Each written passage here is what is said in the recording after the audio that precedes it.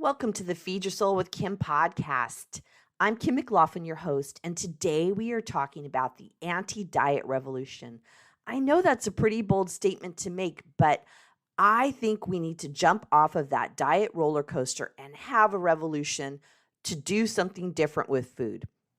We've all bought into this idea of dieting being our goal, and today we're going to jump off.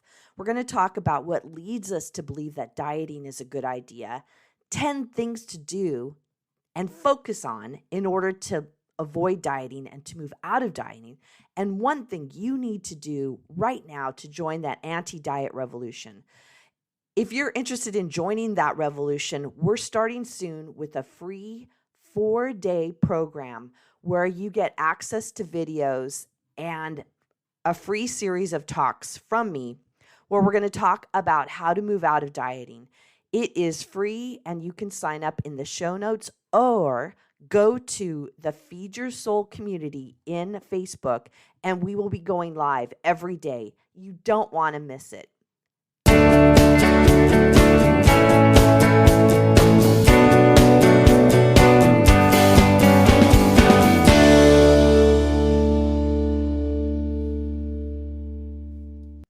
Hi, everyone. I am Kim McLaughlin, and I am a licensed psychotherapist. I'm a coach.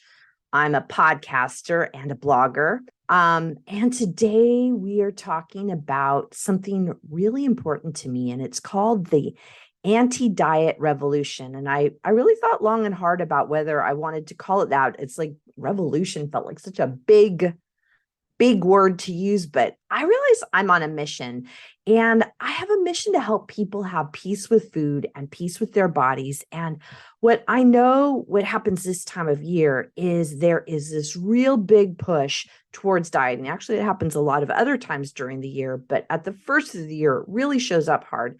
And now we're towards the end of January as I record this, and there is lots of people feeling like a failure, like they can't do it, and the struggle has happened.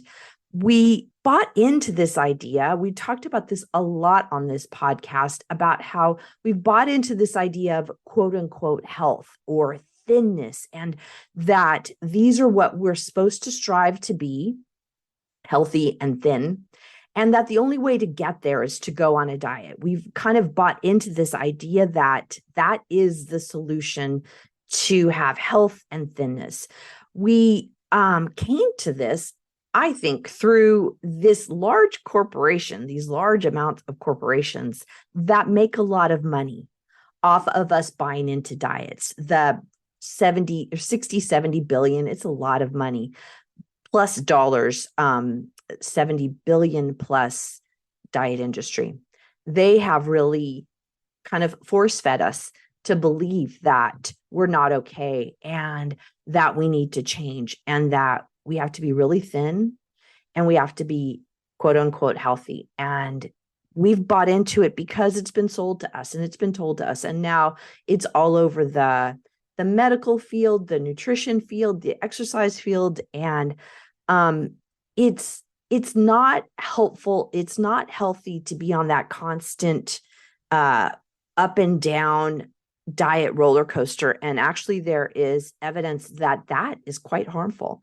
With your weight going up and down, changing how you eat can be unhealthy, and it can make you. What happens is that when we do that, we then want to binge more. So it actually doesn't fix the problem. It makes the problem worse. There are lots of statistics about how long a diet lasts, how long the weight loss lasts.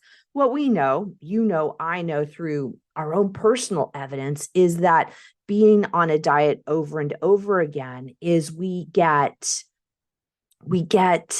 this time where we can do it, and then we feel thin and we feel right and we feel pretty and we feel perfect and sexy, and then life happens and we overeat, and then we feel ashamed, we gain weight, and we feel bad about ourselves.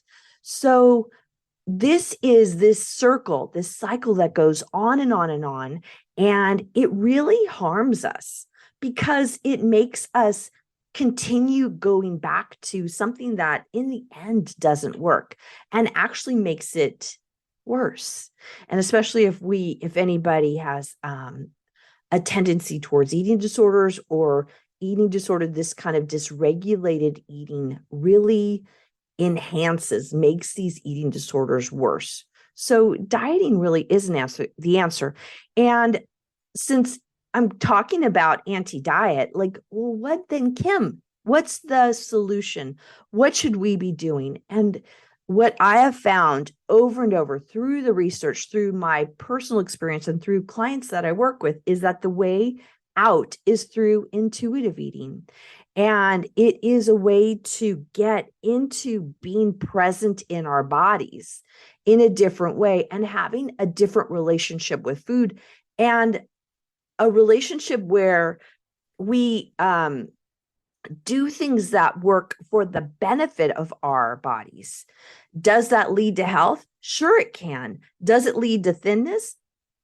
It could, but that's not the goal. The goal is to feel right with food, right in your body, and right with the world around you. Because one of the harms that happens with dieting is that we begin to think that we're going to be fixed, and we're not.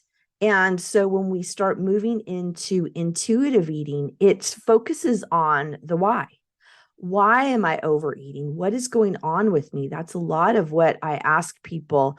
I have clients daily that I talk to, and they'll tell me about their overeating experience. And it's like, okay, so what happened before that? What's been going on with you? And instantly the tears come because there's something else going on. There's something else that leads to overeating. So the diet doesn't fix the thing, right? The thing that led us to having this problem or led us to overeating. So if we're going to get into intuitive eating, if we're going to have that anti-diet revolution, I want you to know some things that you can do. I went through some ideas of 10 things that you can do as an intuitive eater, how to embrace this lifestyle of being an intuitive eater. One is notice when you're hungry. Notice when you're hungry. The second one is notice what are the foods that satisfy you, and how do they give you energy? Focus on the foods that satisfy you and give you energy. Eat when you're hungry and stop when you're satisfied. Stop when you're satisfied. Stop when you're satisfied, or what we call gently full. Allow yourself to eat foods that you really want. What are those foods you really want? And I know what you're saying is, Kim, but I'm going to have chocolate. I'm going to have these things. I'm going to have things that I shouldn't have. And if it's something that you really want, why not? And what you'll tell me is it's not healthy. I shouldn't do it. This is what we need to work through, because we're going to at some point have something sweet, have something salty, have something fatty. Those forbidden foods, we're going to want to have them. And so having a plan of how I engage with food, rather than no, I can't, because I can't is that diet mindset. So allow yourself to eat the foods that you want. Just allow yourself.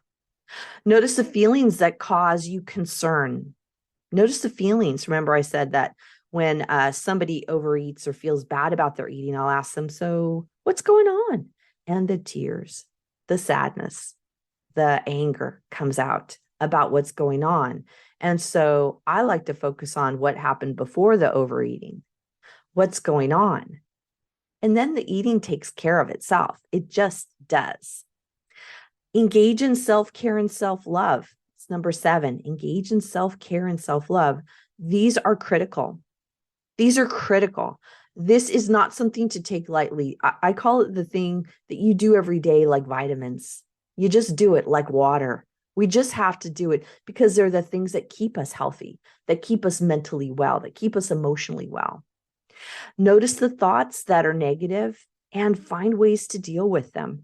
I remember having lots of thoughts about my body and food and what I wanted to eat. It was relentless. And there are things you can do, simple techniques, ways of kind of dealing with your mind that help you not have this constant barrage of, I need to eat. There's something wrong with me. There's something wrong with me. Because we want to deal with those feelings in a way that is productive. The ninth strategy is in intuitive eating is to have a mindful practice, have a mindfulness practice that's soothing, that is enlivening, that feeds your soul, right?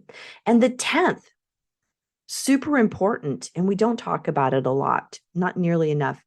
Engage in gentle movement that is right for you, gentle movement that you love, ways of moving your body. We are physical beings in physical bodies that are meant to move around, that are meant to do things physically. And when we've had experiences of diet upon diet upon diet, weight gain, weight loss, weight gain, weight loss, we associate movement with diets. And we got to get off that roller coaster of dieting and exercising and over exercising and then not doing anything. Our bodies are meant to move. So number 10 about how to be an intuitive eater is to engage in gentle movement, in some kind of movement that you like. So if we're going to do all these things, they're simple, they're just not easy. It takes time. For me, it's a lifelong process of being in touch with my body, doing things that feel enlivening for me, and notice when food feels out of balance, out of kilter, and then what's going on for me. And this is where I support people. What we're going to do is we're going to have what we call the Anti-Diet Revolution Challenge. And it's going to be 4 days of learning different techniques. All those 10 that I talked about being an intuitive eater, I have a whole 8-week course that we go over those. I work with people intimately on all of those ideas. So what we're going to do for the Anti-Diet Revolution Challenge is we're going to go over 4 things, 4 days, 4 doables that will lead you in the direction of feeling better about yourself. It's something that's going to have a profound effect on you, a profound effect. So what I have it written, I'm going to get my notes here. So what are we going to go over is how to measure hunger and fullness. This is a simple method, but it is profound. It was game changer for me. Determine what leads you to overeat. Have an action plan for your self-care, and be in a place where you feel in community. Really know that in community, we know we're together and that we have something that is a concern that we want to fix together. This is revolutionary because we're talking about something that is against what we've been taught, what our society has taught us, what our family has taught us, bless them. There's just something that we have not been taught about how to be intuitive eaters. So I invite you to join. It is in the link is in the show notes. Sign up.